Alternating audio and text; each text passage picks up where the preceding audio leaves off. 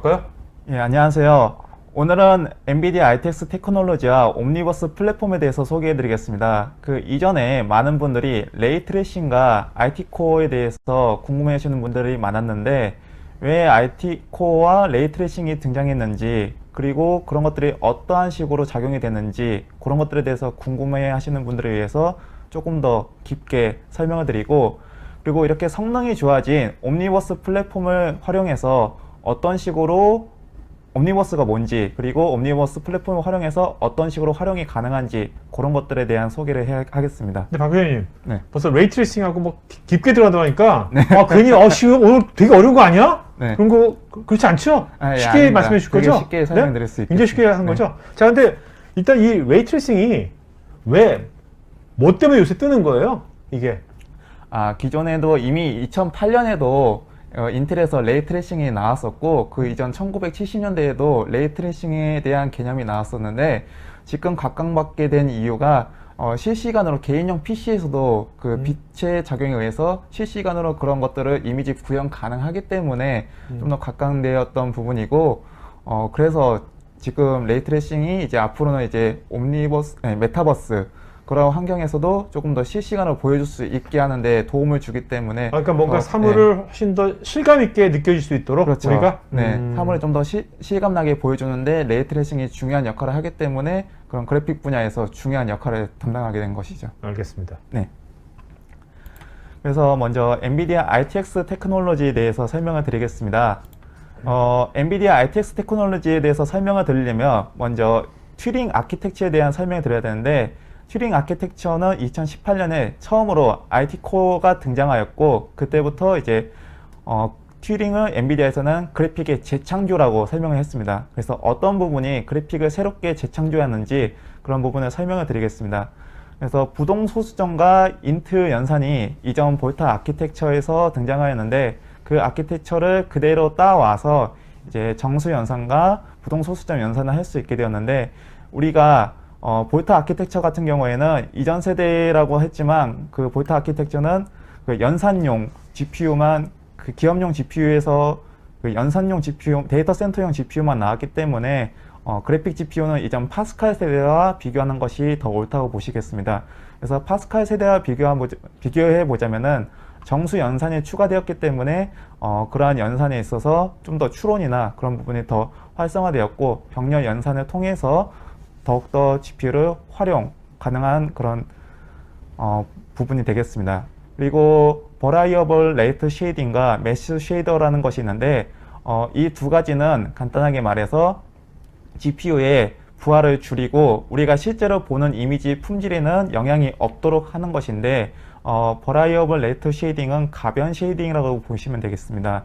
그래서 우리가 실제로 그 화면 같은 경우에는 TV나 아니면 모니터 그런 것은 다 픽셀로 표현이 되고 우리가 실제로 보는 컴퓨터 화면에 있는 것은 함수식으로 있어 가지고 그런 것들을 표현하는데 그런 것을 이제 픽셀로 표현하게 될 때 우리가 이제 눈에 보는 부분은 조금 더 선명하게 그리고 이제 눈에 보이지 않는 부분은 이제 일정 비율로 이제 선명하지 않게 좀 덜 선명하게 해서 그래서 우리 눈에 이제 보이는 부분만 이렇게 선명하게 하면은 부하 분산을 컴퓨터의 연산을 좀 줄이면서도 실제와 비슷하게 그렇게 해서 이미지 품질을 유지하는 것이고 오른쪽 같은 경우에도 이제 오른쪽에는 이제 좀 더 자세하게 설명이 되어 있고 이제 왼쪽에는 이제 좀 더 이게 뭉툭하게 표현이 되어 있는데 실제로 우리가 이제 물체가 이동하면서 보게 되면은 가까이 있는 것이나 멈춰 있는 것은 좀 더 자세하게 보여지게 되는데 이제 멀리 있는 것은 이렇게 상세하게 표현을 안 해도 자세히 보지 않아도 이렇게 이미지 품질이 유지가 가능하기 때문에 그런 식으로 이제 GPU의 부담감을 줄여준다고 볼 수 있겠습니다. 그리고 RT코어의 등장으로 인해서 레이트레이싱을 조금 더 효과적으로 적용하게 되었는데 이 부분은 뒤에서 설명하겠고 텐서코어는 우리가 흔히 알고 있듯이 딥러닝, AI 연산에서 활용한다고 알고 있는데 이 텐서코어를 이 뒤에서 어떻게 그래픽에 작용하고 그것들을 활용해서 어떻게 그래픽 품질을 높이고 활용할 수 있는지 그런 것들에 대해서 같이 살펴보겠습니다. 그래서 우리가 레이트레이싱을 이해하기 위해서는 먼저 그 3D 이미지를 제작하는 과정을 이해해야 되는데, 그러려면 렌더링 과정에서도 우리가 레스터리제이션, 레스터화라고도 하고 레이 캐스팅, 레이 트레이싱, 패스 트레이싱 이러한 과정이 있습니다. 그래서 오른쪽으로 갈수록 좀 더 진보된 알고리즘 표현이라고 보시면 되겠고, 그래서 우리가 레스터화라는 것은 이렇게 함수로 표현된 이미지를 이렇게 벡터 이미지를 이렇게 픽셀로 바꾸는 그런 것이라고 보시면 되겠고, 우리가 실제로 보는 화면에서 보이는 이미지를 그대로 컴퓨터 화면에 그대로 보여준다고 보면 되겠습니다. 그리고 레이 캐스팅 같은 경우에는 조금 더 현실감 있게 원근감을 표현하기 위해서 우리 옛날에 3D는 아니고 2D 그 중간에 있는 이렇게 게임이 있는데, 벽에다가 이렇게 빛을 비춰서 그 거리를 따져가지고 명암을 줘서 원근감을 표현하거나, 아니면 멀리 있는 물체는 조금 더 작게, 가까이 있는 물체는 좀 더 크게 보이면서 하는 것인데, 이 레이 캐스팅 같은 경우에는 빛을 쏜다는 점에서 레이 트레이싱과 비슷해 보이지만 아직까지는 현실적으로 이제 우리 눈에 보이는 것처럼 사실감 있게 표현하지 못한다는 부분이 있습니다. 그리고 앞으로 이제 설명드릴 레이 트레이싱 같은 경우에는 빛을 추적한다 해가지고 빛을 추적해서 좀 더 그 물체의 사실적인 부분들을 우리 눈에 종합해서 보여줄 수 있게 하는 부분이고, 패스 트레이싱은 이제 더 나아가서 이제 빛이 사실은 이 스튜디오 같은 경우에서도 한 곳에서만 비치지 않고 사방팔방에서 비치게 되는데, 그런 것을 모든 작용을 다 적용해서 우리 눈에 보게 되면은 레이 트레이싱보다 좀 더 사실감 있게 이제 표현을 할 수가 있겠죠. 그래서 앞으로 설명드릴 레스터리제이션, 레스터화와 레이 트레이싱을 보면은 왼쪽을 보시면 우리가 눈을 이렇게 바라본다고 했을 때 물체를 있는 그대로 이 픽셀의 이 화면에 그대로 보여주게 되는 거고, 레이 트레이싱 같은 경우에는 우리가 이렇게 물체를 바라본다고 했을 때 빛을 통해서 이제 그 작용하는 그런 모든 그림자, 명암 그런 것들을 다 반영해서 보아서 좀 더 사실감 있게 볼 수 있다고 보면 되겠습니다. 그러니까 레스토라이제이션에서는 빛이 없네요. 그렇죠. 이런 것들은 이제 빛에 작용하지 않고 네네. 그 뒤에 부분에서도 더 자세하게 나옵니다. 그래서 이게 장점이 연산 부하가 적고 빠른 이미지 구현이 가능하기 때문에 그래서 렌더링에서 많이 사용했는데, 그 단점으로는 빛에 대한 연산 장치가 따로 없기 때문에 그림자, 반사, 투명한 물체 표현 등이 불가능했습니다. 이것을 이제 다시 한마디로 정리하자면은 간접 조명에 대해서는 제대로 표현을 못한다고 보시면 되겠습니다. 한마디로 실감이 안 나는 거죠? 네, 맞습니다. 그래서 이런 실감이 나는 것을 작업하기 위해서는 텍스처 매핑이라는 것을 작업했는데, 기존에 이렇게 디자이너들이 이렇게 모델을 이렇게 따는 것을 보겠습니다. 이게 은선 작업인데, 이러한 3D 물체를 만들고 여기다가 디자이너들이 직접 색상, 질감, 그런 것들, 색조 이런 것들을 표현한 텍스처라고 합니다. 그런 것들을 짜집게 해서 여기다 입혀주는 작업을 합니다. 그래서 이렇게 오른쪽처럼 이미지가 만들어지는데, 이렇게 만들어지는데 디자인에 많은 노고가 들어가게 되는 것이죠. 그래서 이제 조금 더 이제 진보되어서 쉐이딩하는 기법을 사용해서 이 쉐이딩은 이제 컴퓨터 알고리즘에 의해서 이렇게 명암을 주고 거기다 텍스트 작업을 입히는데, 실제로 이게 직접 조명에서는 어느 정도 작업을 해서 그림자를 표현하지만 간접 조명에 있어서는 아직도 많은 어려움이 있었습니다. 그래서 오른쪽과 왼쪽을 비교해 보면은 오른쪽은 레이 트레이싱을 적용한 것이고 왼쪽은 레이 트레이싱을 적용하지 않은 것을 볼 수가 있는데, 우리가 보면은 이쪽에 보시면은 화면에 검은 그림자가 들이는 걸 보시나 왼쪽과는 다르게 이제 흐릿한 부분으로 비치지 않고 그 그림자만 선명하게 보이는 것에서 사실감이 좀 떨어지는 모습. 그리고 이렇게 투명한 물체도 경계면이 모호하게 나와서 우리가 실제로 눈 본 것과 다르게 좀 사실감을 떨어뜨리는 그런 모습을 볼 수가 있겠습니다. 그러면 이제 레이 트레이싱이 뭔가라고 대해서 다시 한번 자세하게 설명해 드리면은, 빛을 추적한다라는 것인데, 실제로 우리가 현실 상황에서는 이 빛이 있고 물체를 통해서 그 빛이 반사돼서 우리 눈에 들어오는 이러한 과정을 이제 포워드 레이 트레이싱이라고 해서 이제 이런 방향을 이게 현실감에서 이렇게 쓰는데, 사실 이게 우리가 현재 우리가 그렇죠. 사물을 보는 이렇게 보고 있는 거잖아요. 우리가 이걸 인식하고 있는 거잖아요. 네, 이런 맞습니다. 방식으로. 네. 근데 이런 방식으로 이제 쓰면 이제 문제점이 이렇게 광원이 들어와서 하는데 불필요한 연산까지 같이 해야 된다는 거죠. 네네. 네. 그래서 우리가 앞으로 설명드릴 것은 이렇게 우리가 눈으로 실제는 아니지만 우리가 이렇게 눈으로 추적해서 빛을 본다고 해서 역추적 레이 트레이싱이라고 합니다. 앞으로 얘기할 게 이 역추적 레이 트레이싱이고, 그래서 이렇게 한다면은 이제 앞으로 우리가 눈에 보이지 않는 것들은 연산을 하지 않기 때문에 조금 더 연산 부하를 줄여줄 수 있다고 보시면 되겠습니다. 그래서 물체가 이렇게 있다고 하고 카메라를 우리 눈이라고 표현한다면은 이 격자 모양을 이미지가 구현되는 곳, 즉 모니터 화면이나 텔레비전 이렇게 보시면 되겠죠. 그래서 만약에 빛을 쏴서 그곳에 물체가 구현되지 않는다면은 이쪽에는 물체가 없다고 표현은 되고, 만약에 빛을 쏴서 이쪽에 물체가 비춰졌다면은 그곳에 물체의 형상을 그려서 이곳에 이제 물체가 그려지게 됩니다. 그래서 이렇게 물체가 비춰지게 되고, 이쪽에서는 이제 물체가 형태에 따라서 이렇게 그림자가 생길 수도 있고 또는 반사될 수도 있고, 이러한 다양한 작용들에 따라서 이 물체가 표현이 되고, 그거에 따라서 레이 트레이싱이 사실감 있게 물체를 보여주는 것이 되겠죠. 이것을 자세하게 한번 설명해 보면은, 만약에 물체가 이렇게 반사돼서 비친다고 생각합니다.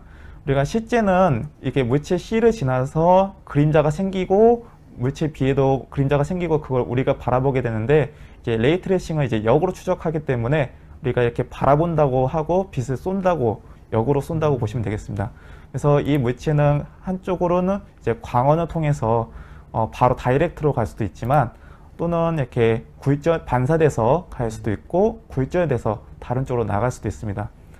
반사된 빛은 다시 광원으로 갈 수도 있고, 또 이제 계속 이 과정을 거치게 되는데, 반사될 수도 있고 굴절된 빛은 또 다시 또 굴절될 수도 있고, 그런 과정을 계속 거치게 됩니다. 이러한 것을 알고리즘으로 표현해 보면은, 오른쪽을 보시게 되면은 첫 번째 빛을 쏘고 그 다음 단계로 나가게 되고, 계속해서 그 다음 단계를 추적하게 됩니다.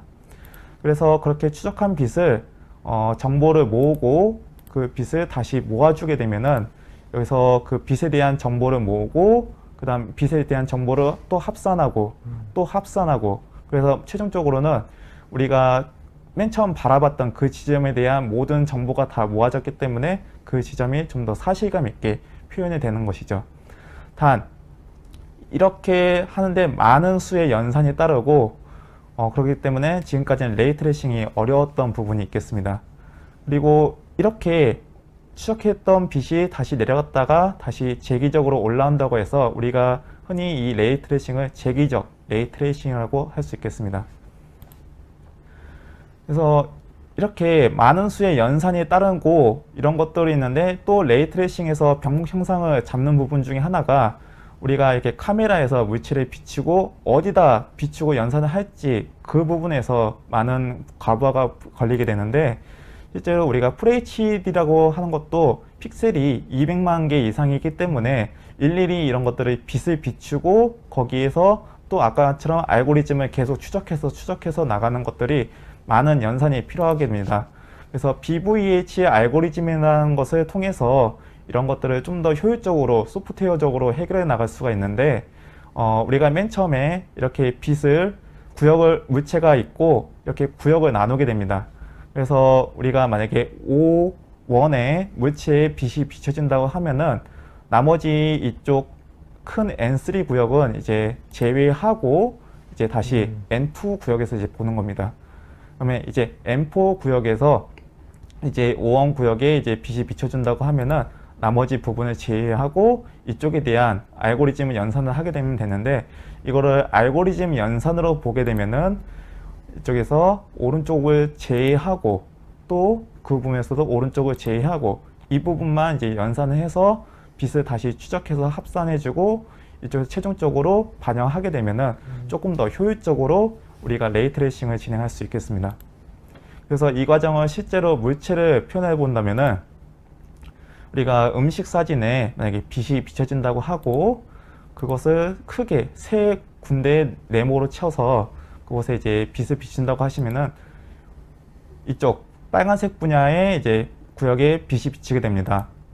그래서 그 구역에서도 또 세부적으로 물체를 나누고, 그 물체 중에서도 이 빨간색 구역을 이제 책정했으면은 그 부분에서도 또 세부적으로 나눠서 경계의 면이 생기게 되는데 그 경계의 면에서 빛이 작용하는 것을 뭐 그림자가 생길 수도 있고 반사가 생길 수도 있고 불절이 생길 수도 있고 이런 것들을 모두 다 종합해서 이제 레이 트레이싱을 적용하게 되는 겁니다. 실제로 레이 트레이싱 같은 경우에도 아까 얘기했듯이 1970년대에도 이미 시작되었고 그 다음에 2008년 인텔에서도 이미 나와서 그런 것들을 레이 트레이싱에 대한 그 기술을 적용했었는데 이게 튜링 RT-코어가 나오면서 좀 더 획기적으로 하면서 개인용 PC에서도 이러한 레이 트레이싱이 적용이 가능했기 때문에 이게 각광받는 이유이고 이 점 파스칼 세대에서 레이 트레이싱을 적용하는 데 있어서 기존에 아까 얘기했던 대로 빛을 쏘고 그것들에 대해서 네모 구역을 세우고 그런 BVH 알고리즘을 통해서 그 빛을 추적해 나가서 역으로 추적해서 다시 오고 그런 과정에 많은 수천만 개의 알고리즘이 생성되었습니다. 이런 게 이제 GPU에 이제 과부하를 일으키게 되었고 RT-코어가 등장하면서 그러한 부분은 이제 RT-코어가 하드웨어 가속기를 통해서 이제 지원하게 되고 이제 나머지 우리가 흔히 하는 쿠다-코어에서는 그 그래픽을 레스터화하는데 좀 더 집중하게 되었습니다. 그래서 우리가 레이 트레이싱을 하는데 레이 트레이싱만 하는 게 아니라 이게 쿠다-코어 쪽에서는 그 레스터화를 진행하고 RT-코어에서는 이미지만. 그렇죠. RT-코어에서는 이제 그런 반사나 그런 간접 조명에 대한 연산을 처리해서 동시에 이루어졌기 때문에 좀 더 효율적으로 해서 그래픽 이미지를 최적화시켰다. 그렇게 보시면 되겠습니다. 그래서 오른쪽과 왼쪽을 보시면은 이렇게 레이 트레이싱을 적용하지 않았을 때는 빛이 비추는 것을 사실적으로 표현을 못하는 것을 반해서 오른쪽처럼 보시면은 이제 빛이 이제 반사돼서 사실감 있게 표현되는 것을 보실 수 있겠습니다. 그리고 아래쪽 장면을 보면은 이제 여인이 있고 이제 어린이들이 이제 불빛을 비추면서 놀고 있는데 이렇게 그림자가 생기지 않고 어두운 부분은 제대로 표현하지 않은 것에 반해서 오른쪽 같이 레이 트레이싱을 적용하면은 이렇게 사실적으로 그림자가 생기고 어두운 곳은 더 어둡게 표현해서 우리 실제 더 사실감 있게 부여한다 볼 수 있겠습니다. 그리고 텐서 코어 같은 경우에도 그 그래픽 이미지 품질을 높이고 더 좋게 만드는데 향상을 도움을 줬는데 텐서코어는 AI 쪽이잖아요. 그렇죠. AI를 통해서 이미 어떤 걸 학습시키고 그걸 통해서 이미지 품질을 높이는 데 기여했다고 보시면 되겠습니다. 그래서 기존에 우리가 빛을 쏘는데 그 빛을 쏘는 것을 가지고 이렇게 많은 빛을 쏘게 되면은 더 좋은 품질을 얻을 수 있는데 이것이 좀 어려우면은 이 픽셀을 보시면 되겠습니다. 우리가 이 픽셀 하나에다가 빛을 하나 쏘면은 이렇게 하나의 점이 생기고 이 픽셀에다가 4개의 빛을 쏘면은 더 많은 샘플이 얻어진다고 볼 수 있겠습니다. 이게 9개, 여기처럼 5,000개 이렇게 하면은 더 많은 빛을 쏴서 더 좋은 품질의 이미지를 얻을 수 있겠죠. 반면 이렇게 왼쪽처럼 적은 빛의 이미지를 하면은 이렇게 노이즈가 생긴다고 하는데 이것을 없애주는 과정이 필요합니다. 근데 이렇게 많은 빛을 쓰게 되면은 GPU에 과부하가 생기게 되고 이런 것들을 이제 텐서 코어를 활용해서 이제 줄여줄 수가 있는 거죠. 그래서 기존에 적은 빛의 샘플을 가지고 오른쪽처럼 이렇게 만드는 것을 AI를 통해서 뭐 어떤 때는 20%의 그러니까 AI가 유추하는 거군요. 그렇죠. 유추를 하는 거죠. 그래서 이렇게 많은 이미지 학습을 통해서 어떤 거는 뭐 20%의 빛을 쏴서 학습하고 어떤 거는 뭐 30% 그런 식으로 해서 AI가 나중에 최종적으로 이 이미지 품질에서는 이 정도로 이렇게 정리하면은 좀 더 좋은 이미지 품질을 얻을 수 있겠다. 그런 식으로 하는 게 디노이징이라고 할 수 있겠습니다. 이런 디노이징은 많은 유수의 기업들이 적용해서 활용하고 있고 또 DLS 2.0 같은 경우에도 이미지 품질을 올리는 데 사용하고 있는데 아까에는 이제 이미지의 적은 연산을 통해서도 좋은 품질을 얻었다고 보시면은 이 또한 이제 적은 연산을 통해서 더 높은 화질을 얻을 수 있다고 보시면 되는데 딥러닝 연산을 통해서 1080 픽셀에서 4K까지 해상도를 높이는 거나요? 얘는? 그렇죠. 해상도를 높이는 거라고 보시면 되겠습니다.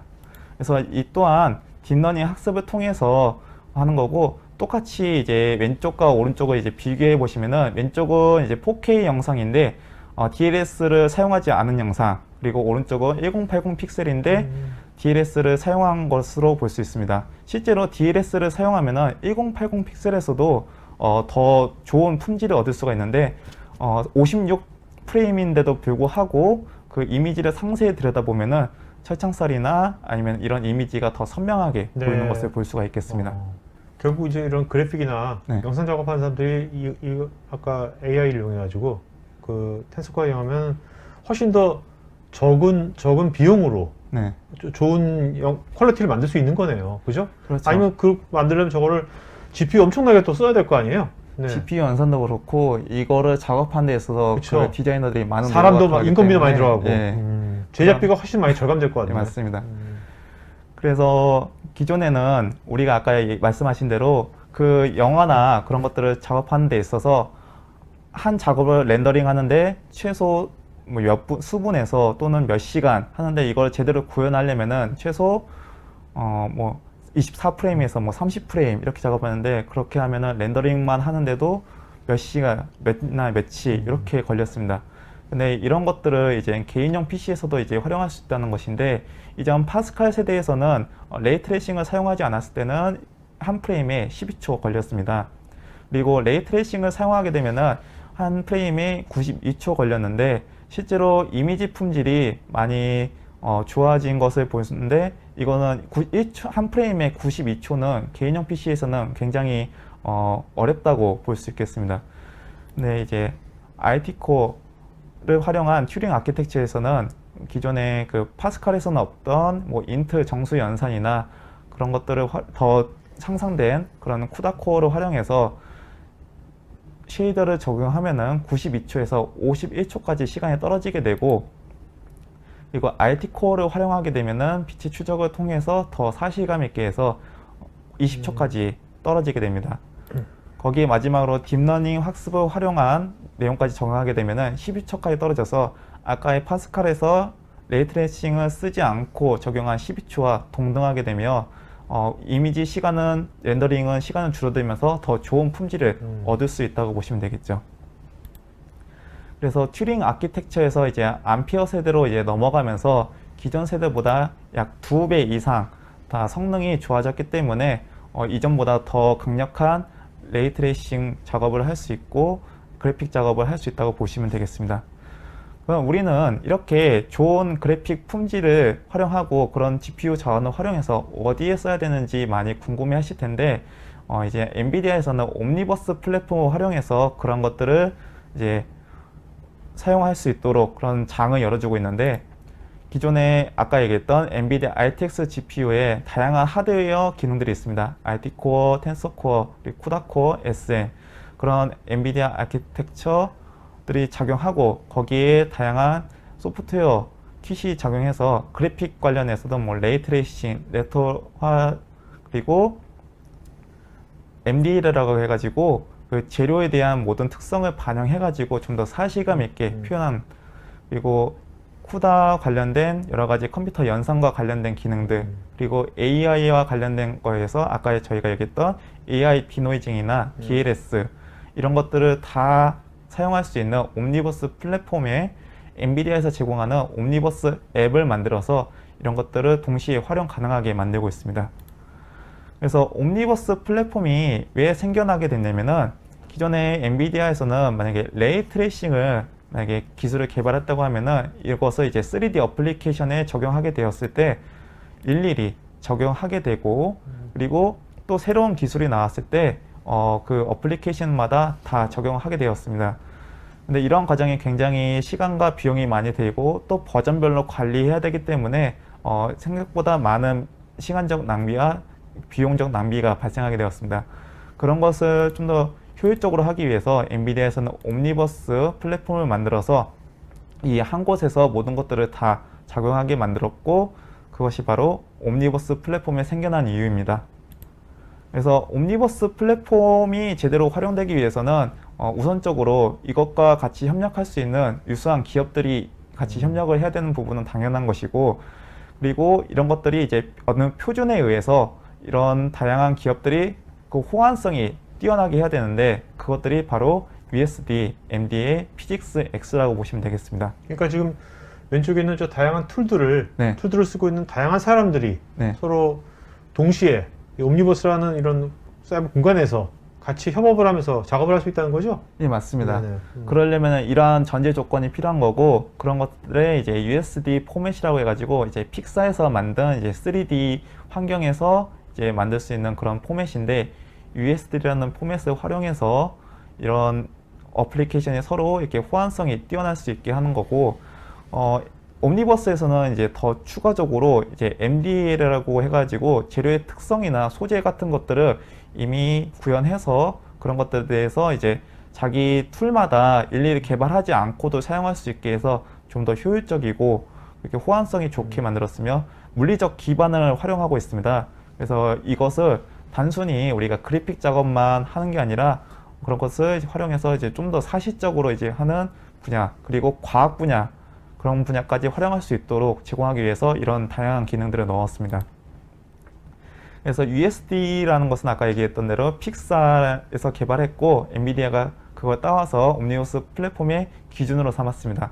그래서 어떤 사람들은 이제 이 USD 같은 경우를 이제 3D 가상화에 HTML 이렇게 해가지고 호환성이 좋다 이렇게 표현을 하고 있습니다.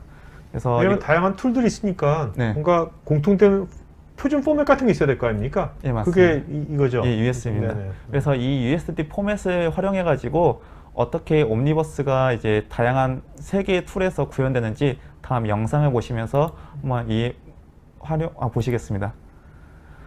그래서 이 영상을 보시게 되면은 실제로 왼쪽에서는 이제 벽면을 이렇게 구현하고 있고 또 한쪽에서는 이제 벽면에 이제 페인트 칠을 하고 있습니다. 서로 세 개의 다른 툴을 사용하고 있는데 한쪽에서는 이제 테이블에 이제 세부 디테일을 이제 조정하고 있고 이런 것들이 이제 동시에 이루어지면서 이제 옴니버스의 이제 강력한 이제 장점이 나타나게 되는데 옴니버스에서는 이제 아까 얘기했던 대로 다양한 것들이 이제 플랫폼에 장이 되면서도 이제 협력이 동시에 가능하다는 점이 옴니버스의 가장 큰 장점이라고 볼 수 있겠습니다. 그래서 기존의 RTX GPU를 활용해서 이렇게 협력해서 작업을 하다 보면은 더 빠르고 더 신속하게 그런 것들을 해결해 나갈 수 있는데 실제로 이런 것들을 기존에 작업하기 위해서는 그 디자이너가 한 작업을 끝내고 그 데이터로 전송해서 그 전송된 데이터를 다운받고 그래서 또 풀어가지고 또 적용하고 또 보내고 이러한 과정들이 있었는데 이러한 과정들을 한 곳에서 진행될 수 있으면서 컨펌도 바로 받을 수 있고 그러한 부분이 옴니버스의 장점이라고 볼 수 있겠습니다. 거의 뭐 생산성이 거의 뭐 10배 이상 날 것 같은데. 예, 맞습니다. 그래서 옴니버스에서 저희가 지금 실제로 이 옴니버스 런처를 다운받아 가지고 구동해 본 캡처 화면이고요. 이건 저희 시청자분들 누구든지 할 수 있는 겁니까? 지금 현재? 일단은 구동을 해서 다운받을 수 있는데 어느 정도 네. 사양의 조건이 있습니다. 그래서 그 조건을 맞추어야 이걸 할 수가 있고 저도 지금 노트북으로만 잠깐 했는데 이 노트북도 이제 사양이 이제 맞지 않기 때문에 네. 제대로 구현할 수는 없습니다. 네. 네. 최소 사양이 어떻게 돼요? 최소 사양 정도? 최소 사양 같은 경우에는 RTX 2070하고 코어 수도 이제 따로 엔비디아에서 제공하고 있는데 그 사양을 맞춰야 되는데 실제로는 RTX 2070보다 만약에 더 좋은 그런 환경을 만들어야 된다 그러면은 더 사양이 높을 수도 있겠죠. 네네. 사용자 실사용 환경에 따라서 다를 수 있겠습니다. 이게 RTX 아까 2070이라고 얘기했는데 이게 RT 코어가 들어간 GPU를 활용해야 되는 거고 이전에 그 뭐 맥스웰이나 뭐 파스칼 이런 GPU로 만약에 구동하게 되면은 여기 지금 엔비디아에서는 옴니버스는 RT 코어를 활용한 레이트레이싱 기능이 같이 추가되었기 때문에 그런 것들을 활용할 수가 없습니다. 그래서 그런 것들도 이제 염두에 두셔야 됩니다. 그래서 엔비디아 이제 맨 처음에 보면 뉴스라고 해가지고 엔비디아 뉴스에 대한 내용도 같이 나오고 그다음에 오른쪽 같은 경우에는 이제 런이라고 해가지고 옴니버스를 이제 툴을 이제 배울 수 있는 그런 것들을 엔비디아에서 이제 제공하고 있습니다. 지금 일단은 영어로 일단 이런 것들을 제공하고 있고 그래서 옴니버스에 대해서 궁금하시다면은 이런 동영상을 통해서 학습이 가능합니다. 그리고 뉴클리어스라고 해가지고 여기서는 옴니버스에서는 이제 핵이라고 표현을 가능하는데 이게 어떤 거냐면은 이제 뒷부분에서 다시 설명을 드리겠지만 이런 파일을 통해서 서로 공유를 하고 프로젝트를 공유해서 서로 같이 협력할 수 있게 해주는 그런 저장 장치라고 보시면 되겠고, 네, 라이브러리라고 해가지고 엔비디아에서 제공하거나 아니면 다른 그 앱에서 제공하는 것들을 다운받아서 여기서 바로 구현할 수 있는데, 저는 지금 엔비디아 크리에이트라는 앱밖에 다운받지 않았기 때문에 지금 여기서는 크리에이트밖에 보이지 않고 있습니다. 그래서 뉴클리어스라고 하면은 그 만약에 로컬에서 이제 팀 단위로 A팀이 이렇게 운영되고 있다고 보시면 되고, 또 이제 반대편에서도 이제 로컬 E팀이 이렇게 작업을 할 수 있습니다. 그리고 클라우드 서비스를 이용해서 이렇게 옴니버스가 구현이 가능하고, 또는 이제 로컬 E팀에서 자원을 활용해서 그 로컬 1팀이 그 클라우드 환경을 통해서 같이 동시에 작업을 할 수도 있고, 또 클라우드 환경에서만 자료를 다운받아서 이제 활용할 수도 있고, 동시에 활용도 가능합니다. 이렇게 뉴클리어스를 활용해서 이제 다양한 이제 옴니버스 앱들과 연계해서 클라우드 환경에서도 활용할 수 있다는 다양한 것과, 이렇게 작은 팀 단위로도 활용할 수 있고, 심지어 이제 많게는 뭐 100명에서 500명까지도 이렇게 가상 환경에서 사용할 수 있겠습니다. 그리고 익스체인지라고 해가지고 그 다양한 옴니버스 앱들이 엔비디아에서 제공하고 있고, 이 중에서도 대표적인 것은 이후에 이제 한번 설명을 드리겠습니다. 그리고 3D 맥스나 뭐 마야, 포토샵 이런 것들, 이런 다양한 어플리케이션도 이제 엔비디아에서는 같이 협력해서 바로 구현해서 쓸 수 있고, 아까 보여드렸던 그 동영상의 크리에이트가 바로 이런 것들을 동시에 활용해서 보여줬던 장면이라고 보시면 되겠습니다. 그래서 앞으로도 계속 많은 유수의 기업들이 이러한 옴니버스에 협력해서 사용해 나갈 수 있게 되고, 그리고 아까 설명드렸던 옴니버스는 엔비디아에서 다양한 앱들을 제공하고 있습니다. 그래서 옴니버스 오디오 투 페이스라고 해가지고 사람의 말 모양을 이미 딥러닝 해가지고 학습시켜서 그 말 음성을 집어넣게 되면은 그 여기 아바타가 직접 입 모양을 거기에 맞게 움직이는 겁니다. 이거를 만약에 활용하게 되면은 애니메이션 같은 경우에도 더빙을 할 때 그 좀 적은 자원을 활용해서 좀 더 사실감 있게 표현이 가능하다고 보시면 되겠습니다. 그리고 옴니버스 크리에이트 같은 경우에도 디자이너나 아니면은 다른 엔지니어들이 동시에 협력해서 같이 활용할 수가 있고, 아까 영상에서 했던 앱이 그 옴니버스 크리에이트라는 것을 활용해서 했던 거고, 옴니버스 콜린이라고 이제 딥러닝 학습인데, 이거는 3D 환경에서 이제 딥러닝 학습을 해서 예를 들어서 이제 2D에 이제 새 이미지를 만약에 넣게 되면은 이거를 이제 3D 새 이미지로 구현해주는 그런 학습을 통해서, 기존에 우리가 2D로 학습한 거와 달리 3D는 조금 더 까다롭고 그런 오류가 많기 때문에 그런 환경을 좀 더 사실적으로 보여주기 위해서 이런 콜린 앱을 사용하고, 옴니버스 머시니마라고 해가지고 이거는 이제 게임용이나 아니면 애니메이션 쪽으로 해가지고 음성을 이제 바꾸거나, 아니면은 이제 클라우드 XR이라고 해가지고 그런 것들을 이제 태블릿이나 그런 것을 비춰가지고 이제 실제로 애니메이션에 구동하는 것처럼 해서, 실제로는 제가 여기 스튜디오에 있지만 이제 만약에 그런 것들을 이제 비추게 되면은 달에 있는 모양의 세트장에서 이제 실제로 우주 비행사가 움직이는 것 같이 보여줄 수도 있습니다. 어떤 가상 시뮬레이션 같은 걸 할 수 그렇죠. 있는 거네요. 그리고 옴니버스 뷰라고 해가지고 이제 이걸 통해서 이제 우리가 기존에는 이건 구현하고 만들어서 최종 컴포넌트를 받게 되는데, 그런 과정이 굉장히 오래 걸렸는데, 이것을 통해서 동시에 이제 건축가나 뭐 엔지니어 그런 사람들이 옴니버스 뷰를 통해서 그런 것들을 다 바라볼 수가 있게 되고, 동시에 컨펌과 그런 수정이 바로 동시에 이루어지기 때문에 좀 더 빠른 그런 업무 시간이 줄어든다고 볼 수 요새 같은 있겠습니다. 언택트 시대에 맞는 거네요. 예, 맞습니다.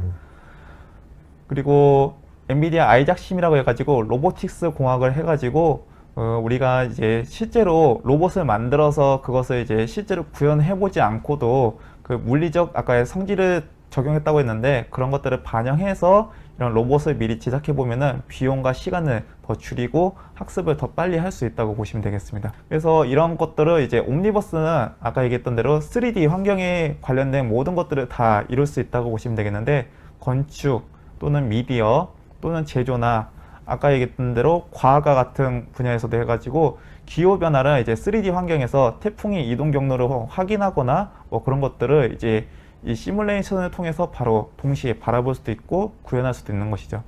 그리고 이렇게 로봇이 작동하는 것들을 활용해서 우리가 실제로 만약에 사람이 뭐 로봇이 그네 타는 것을 학습해서 실제로 그런 것들을 몇만 번, 몇천 번 해가지고 그런 것들을 적용해서 로봇에 적용하면은 시간과 비용을 더 줄일 수도 있고 자율주행 자동차 역시 그런 식으로 활용이 가능합니다.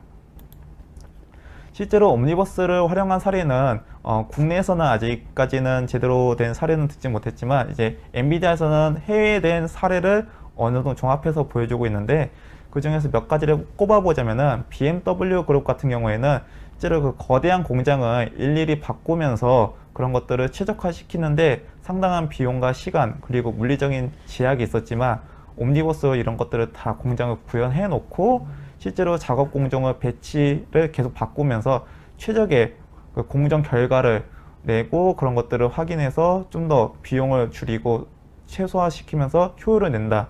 그렇게 보시면 되겠고 실제로 이걸 활용해서 비용을 30% 이상까지 줄였다고 보시면 되겠습니다.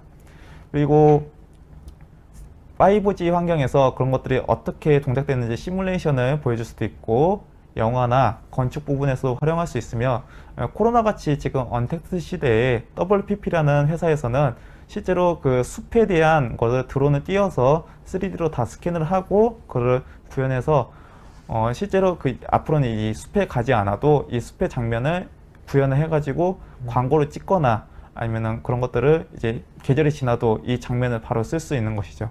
그리고 또 만약에 수정을 해야 된다 그러면은 가지 않고도 여기서 수정을 할 수 있는 겁니다.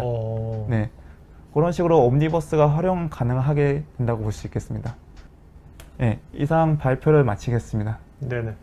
자, 어떻습니까? 박표님. 현재 이 옴니버스 네. 아주 이름도 되게 잘 지은 것 같아요. 요새 메타버스가 이렇게 뜰 줄 누가 알았겠어. 맞습니다. 이름을 끝에 벌써 붙여가지고. 근데 어떠세요? 실제로 뭐 국내에서도 이제 메타버스 관련돼가지고 요새 기사가 굉장히 많이 나오는데 네. 어디 리더 시스템으로도 연락 같은 거 많이 안 와요. 어때요? 아직까지는 그 오니버스에 대해서 뭐 제대로 된 아직은 베타 버전이 있고 아마 11월 달 이후로 이거 제대로 아마 발표가 날 것 같은데 그때 네. 이후로 아마 연락이 많이 올 것 같습니다. 네네네. 네. 알겠습니다. 자, 그러면 실제로 현재 그러면 이 옴니버스 현재 그러면 베타 버전이라고 하면 현재 누구든지 아까 최소 사양을 만족하면 네. 네, 써볼 수 있는 거죠.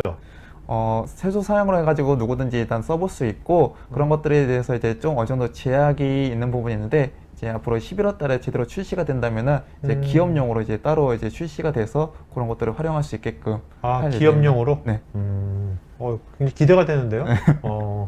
지금 이런 거에 대해서 굉장히 문의가 현재 기업에서 많이 오곤 있을 것 같은데 언제 나오냐 뭐 이런 것들에 대해서. 네, 저번에도 이제 웨비나에서도 굉장히 이거 언제 나오냐 이제 비용이 뭐 얼마냐 뭐 그런 것들에 대한 이야기가 많은데 아직까지는 따로 이렇게 제대로 된 그런 거는 따로 없습니다. 네네. 어떤 분야에서 우리나라에서는 어떤 분야에서 제일 먼저 이렇게 적용이 될 것 같아요? 느낌상. 아무래도 미디어나 엔터테인먼트, 뭐 게임 이런 분야에 더 많이 먼저 적용되지 않을까 싶고 이제 그런 식으로 이제 해서 발전해 나가서 나머지 데이터 사이언스나 그런 분야까지 적용되지 않을까 싶습니다. 네, 알겠습니다. 오늘 고맙습니다. 네, 감사합니다. 네, 여러분 잘 보셨죠? 네, 이제부터 Q&A 시간 갖도록 했고요. 좀 있으면 이제 설문조사 할 거니까 여러분들 설문에 더 추가적인 자료라든지 아니면 뭐 데모라든지 뭐 지원 요청, 상담 이런 것들은 설문에 구체적으로 해주시면 되겠고 오늘 또 설문 마지막 항목에서 여러분들께서 실제 업무를 하시면서 나 이거 꼭 이런 걸 배우고 싶다 필요하다 하는 것들이 있으면 써주시면 저희 토크파이트에서 그런 걸 교육 컨텐츠를 만들려고 하니까 여러분들 위해서 반영하도록 하겠습니다. 자, Q&A 시간 갖도록 하겠습니다. 자, 여현동님께서요, 엔비디아의 아이삭 심은 무엇인지요? 네. 로봇 나와서 막 했던 것 같은데. 네, 맞습니다. 로봇처럼 아까 얘기한 대로 뭐 딥러닝 연구를 위해서 실제로 물리적으로 제약이 많은 상황에서 하지 못하는 것들을 가상 시뮬레이션에서 할 수 있도록 연구를 도와주는 그런 어플리케이션으로 보시면 되겠습니다. 네. 자, 그 다음에 윤성원님께서요, 디자이너와 엔지니어 간의 협업은 무슨 커뮤니티를 통해서 하는 것인지 아니면 협업 플랫폼이 따로 있는 건지요?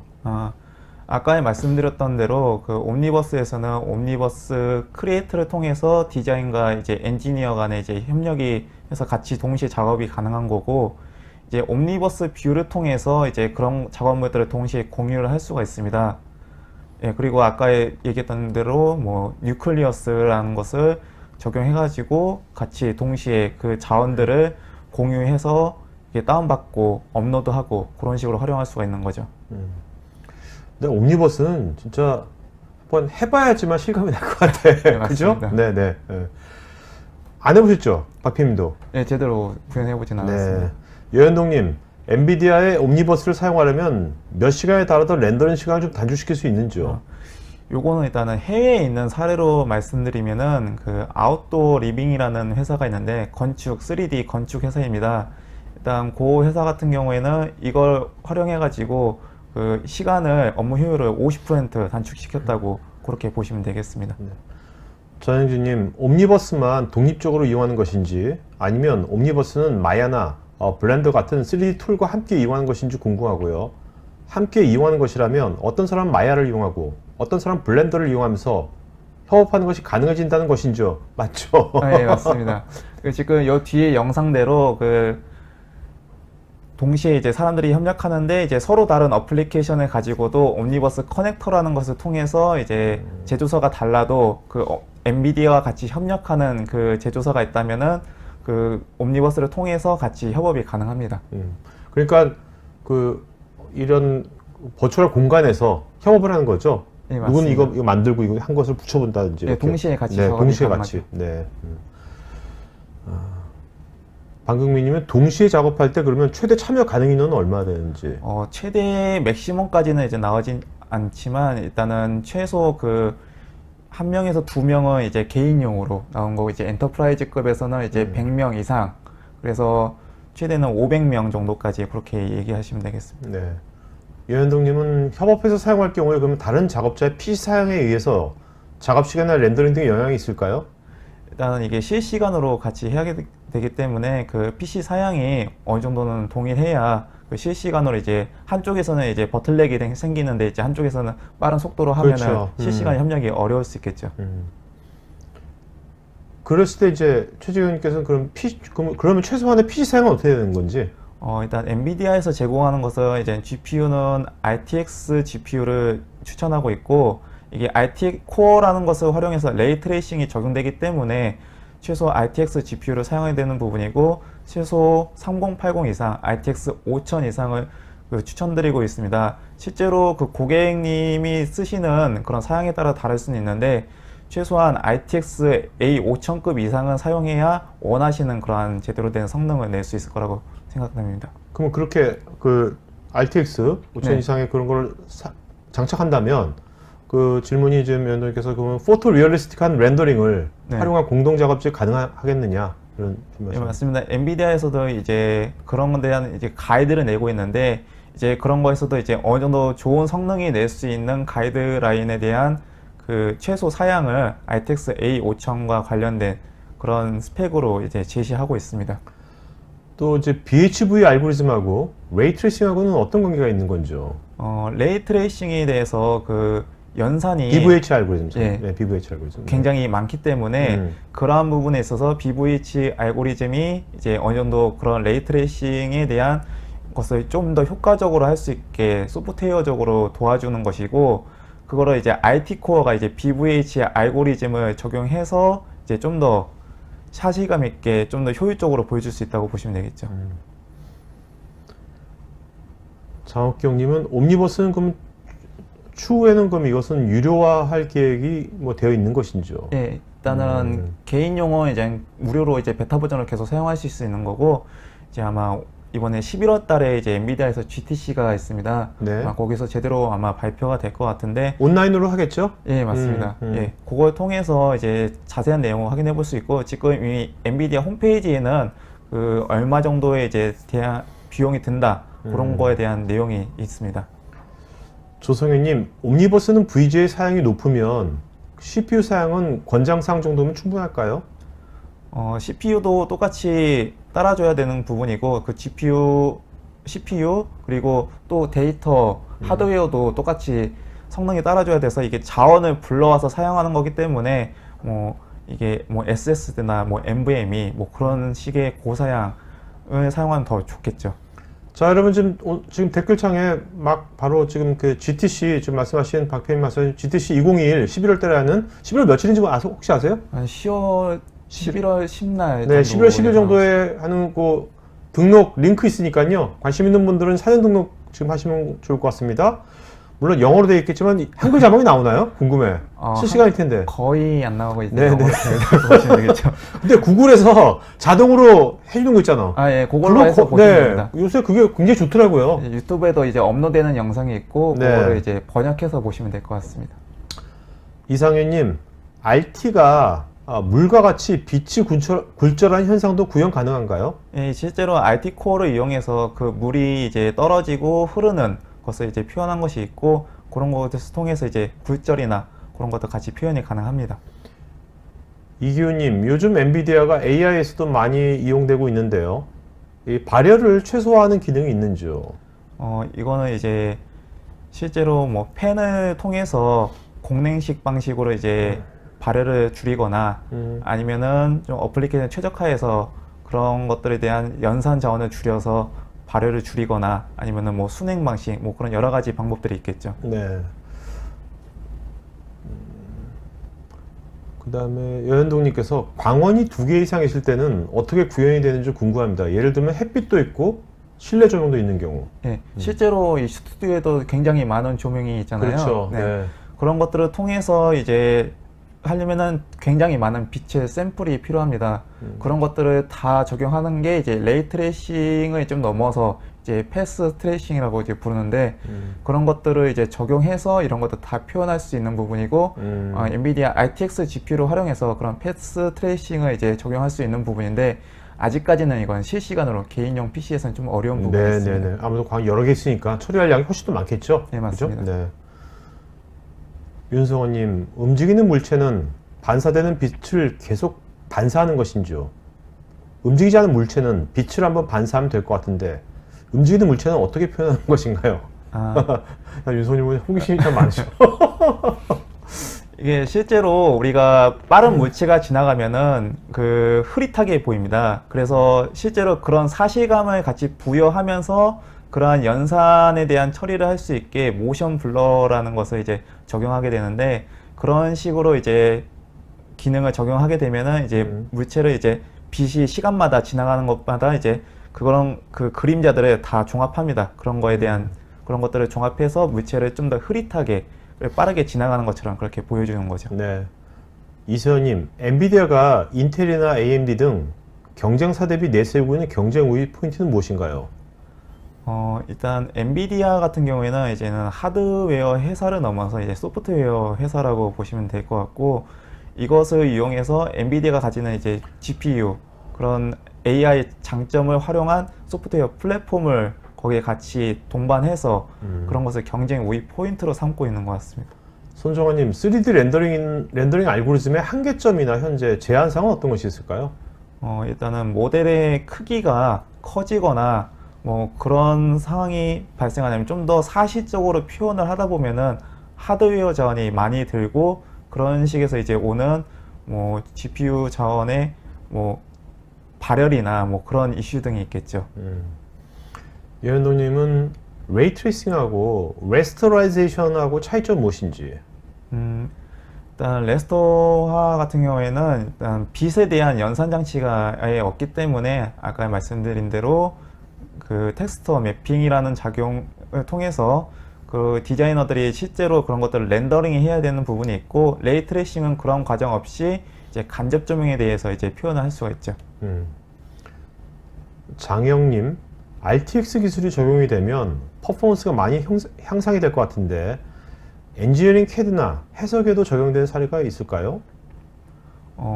일단은 아직은 국내에 대한 사례는 없고, 해외 같은 경우에는 실제로 이런 것을 통해서 그 전체 도시를 옴니버스를 통해서 그 여러 디자이너들이 협력해서 이 도시 전체를 구현한 그런 것들에 대한 사례는 있습니다. 네. 지금 근데 RTX 자체 RTX 그 카드가 네. 캐드 쪽에서도 많이 이용되고 있죠. 옴니버스 아니 그냥. 예, 맞습니다. 네, 전영진님, 그 엔비디아 옴니버스 엔터프라이즈 정식 공급은 아직 안 되고 있고 대신 얼리 액세스 신청이 가능한 것으로 알고 있습니다. 근데 신청 경쟁률이 어느 정도 되는지, 신청만 하면 이게 뭐 되는 건지 조져도 되는 그거는 건지. 한번 엔비디아에 직접 문의를 네, 한번 네. 해봐야 될 것 같습니다. 네. 방금미님은 옴니버스가 현재 어느 분야에서 가장 많이 도입되어 사용되고 있으며 향후 기술적인 발전 방향은 어떻게 될 건지. 지금 엔비디아에서 옴니버스 관련해서 이제 로드맵을 이제 출시를 했는데, 그런 것을 보면은 맨 처음에 이제 미디어나 엔터테인먼트 그리고 건축 분야에서 일단 활용을 하도록 제안을 하고 있고, 이제 더 나아가서는 이제 제조 쪽으로, 그리고 나중에는 최종적으로는 이제 AI 공장을 통해서 사례를 얘기해 드렸는데, 이제 BMW 공장이 있습니다. 그런 것처럼 이제 현실적으로 이제 그런 것들에 대해서 제약이 많이 받는 그런 부분까지 이제 옴니버스를 활용할 수 있도록 그렇게 로드맵을 제안하고 있습니다. 저도 이제 이 옴니버스 사례 이렇게 보니까 사실 AI가 네. 이제 학습해야 될 거 아닙니까? 계속해서 네, 학습해야 되는데 AI를 학습할 수 있는 환경을 우리가 딱 조성해주기 쉽지 않거든요. 그것을 옴니버스가 가상해서 AI가 학습할 수 있는 환경을 딱 만들어주면, 네. 제조가 되고 물류가 되고 이렇게 되면 AI가 굉장히 많은 걸 시뮬레이션해 볼 수 있잖아요. 그래서 진화가 되고 그런 쪽으로도 굉장히 많이 사용될 것 같아요. 네. 일단은 3D와 관련된 모든 것을 할 수 있게끔 지금 만들고 있는 부분이고, 그런 것을 통해서 실제로 3D 과정을 이제 직접 만들어 볼 수도 있고, 그것을 같이 보면서 컨펌을 할 수도 있고, 다양한 방법으로 활용할 수 있을 겁니다. 이기훈님, 그럼 이 제품이 VR하고는 어떤 관계가 있는 건지? 아까 얘기한 대로 그 패드나 아니면 휴대폰 같은 거를 이제 GPU 서버에 같이 연결을 해가지고, 그것을 이제 VR이나 AR로 해가지고 동시에 이제 가상 스튜디오를 만들거나 그런 식으로 활용될 수 있을 것 같습니다. 네. 이제 황승환님은 결국 이것이 그러면 나중에 옴니버스가 제조기업의 이제 디지털 트윈 네. 하고도 이제 연관이 되지 않겠느냐 이런 질문하신 것 같은데.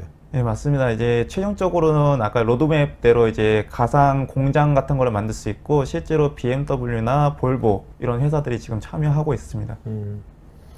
이효숙님은 옴니버스가 자율주행 시뮬레이션이나 3D 애니메이션 분야에서 사용하기 좋아 보이는데 국내에서 도입한 기업들이 있는지요? 역시 국내에서는 아직까지는 모르겠고, 일단 대만에 문샤인이라는 그런 애니메이션 회사가 있는데, 그런 회사에서도 이런 것들을 이제 도입해가지고 다국적으로 이제 떨어져 있는 그런 그래픽 작업자들이 같이 협력해서 애니메이션을 만들거나 그러한 부분이 있습니다. 정민님은 클라우드 환경에서 고객에게 서비스를 제공을 하려고 하는데 이걸 클러스터로 묶어서 고객들에게 스케줄링해주는 스케줄링 솔루션 같은 것도 권고하시는 게 있는 건지. 그러니까 이분은 옴니버스 이것을 뭔가 서비스로 제공하시려는 거, 그런 구상하시고 있는 것 같아요. 네.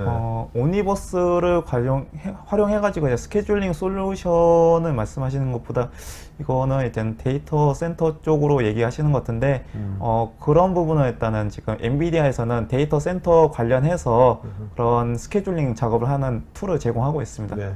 전세윤님은 라이브러리가 여러 개가 있는데 이 라이브러리라는 것이 그 배경 등 다양한 환경을 제공해 준다는 것인지, 라이브러리가 뭐 어떤 역할을 하는 거예요? 라이브러리.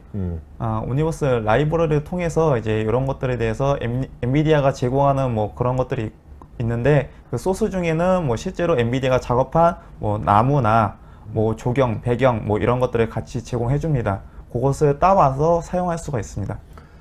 박선희님, 옴니버스에서 여러 사람이 동시에 협업을 하면서 작업을 할 때 채팅 같은 커뮤니케이션 할 수 있는 기능이 있으면 참 좋을 것 같은데 이런 것이 있는지.